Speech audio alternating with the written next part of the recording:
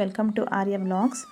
Guys, actually ತುಂಬ ದಿವಸದಿಂದ ಚಿಕ್ಕ ತಿರುಪತಿಗೆ ಹೋಗಬೇಕು ಅಂತ ಪ್ಲ್ಯಾನ್ ಮಾಡ್ಕೊಂಡಿದ್ವಿ, ಬಟ್ ಹೋಗೋಕ್ಕಾಗ್ತಿರ್ಲಿಲ್ಲ. ಈ ಸ್ಯಾಟರ್ಡೆ ಹೋಗಲೇಬೇಕು ಅಂತ ಹೇಳಿ ಡಿಸೈಡ್ ಮಾಡಿ ನಾನು ಮತ್ತು ಅಕ್ಕ ಮಕ್ಕಳು ಹೊರಟ್ವಿ. ಭಯ ಇತ್ತು, ರಶ್ ಇರ್ತಾರೇನೋ ಅಂತ ಹೇಳಿ, ಯಾಕಂದರೆ ತುಂಬ ಬಿಸಿಲು ಬೇರೆ ಇತ್ತು. ಬಟ್ ಫೈನಲಿ ಟೆಂಪಲಿಗೆ ರೀಚ್ ಆದ್ವಿ. ಪೂಜೆ ಸಾಮಾನು ತೊಗೊಂಡ್ವಿ, ಲೈನ್ಗೆ ಎಂಟ್ರ್ ಆದ್ವಿ. ಏನು ಅಂಥ ಜನ ಇಲ್ಲ, ಓಕೆ, ಒಂದು ಸ್ವಲ್ಪ ಕ್ಯೂ ಇತ್ತು ಅಷ್ಟೇ, ಒಂದು 50 ಜನ ಇದ್ದರು ಕ್ಯೂನಲ್ಲಿ. ಬಟ್ ಏನು ಗೊತ್ತಾ ಗೈಸ್, ಲೈನಲ್ಲಿ ನಾವು ತುಂಬ ಎಂಜಾಯ್ ಮಾಡಿದ್ದೀವಿ. ಏನಂದರೆ ಅಲ್ಲಿ ತುಂಬ ಕೋತಿಗಳಿದ್ದಾವೆ ಟೆಂಪಲಲ್ಲಿ.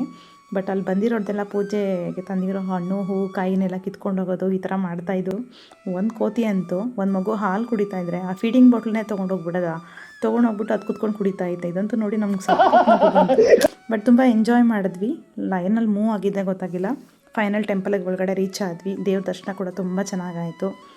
ಆಮೇಲೆ ಹೊರಗಡೆ ಊಟಕ್ಕೆ ಅಂತ ಲೈನಲ್ಲಿ ಕ್ಯೂ ನಿಂತ್ಕೊಂಡ್ವಿ. ಅಲ್ಲಿ ಏನಂದರೆ ಟೆಂಪಲಲ್ಲಿ ಮಧ್ಯ ಮರ ಇದೆ. ಆ ಮರ ತುಂಬ ಹೂವು ಗಾಯಿಸೋದು. ಏನು ಗೊತ್ತಾ, ಶಿವನಿಗೆ ಪ್ರಿಯವಾದ ಹೂವು ಅದು. ಈ ಹೂವಿನ ಹೆಸರು ನಾಗಲಿಂಗ ಪುಷ್ಪ ಅಂತ. ಎಷ್ಟು ಅದ್ಭುತವಾಗಿದೆ ಹೂವು ಅಂದರೆ ತುಂಬ ಚೆನ್ನಾಗಿದೆ. ಮಧ್ಯ ಲಿಂಗ, ಮೇಲ್ಗಡೆ ಸರ್ಪದ ಹೆಡೆ ಥರ ಇರೋದು. ಫೈನಲಿ ಊಟಕ್ಕೆ ಹೋದ್ವಿ. ಹೊಟ್ಟೆ ತುಂಬ ಊಟ ಸಿಕ್ತು, ದೇವ್ರ ಪ್ರಸಾದ ಊಟ ಮಾಡಿ ತಿರುಪತಿ ಲಡ್ಡು ಪ್ರಸಾದ ತೊಗೊಂಡು ಮನೆಗೆ ಹೊರಟ್ವಿ. ಗೈಸ್ ತುಂಬ ಚೆನ್ನಾಗಿತ್ತು ದೇವಸ್ಥಾನ ಮಾತ್ರ. ಗೈಸ್, ಇದು ನನ್ನ ಫಸ್ಟ್ ವಾಯ್ಸ್ ಓವರ್ ವಿಡಿಯೋ.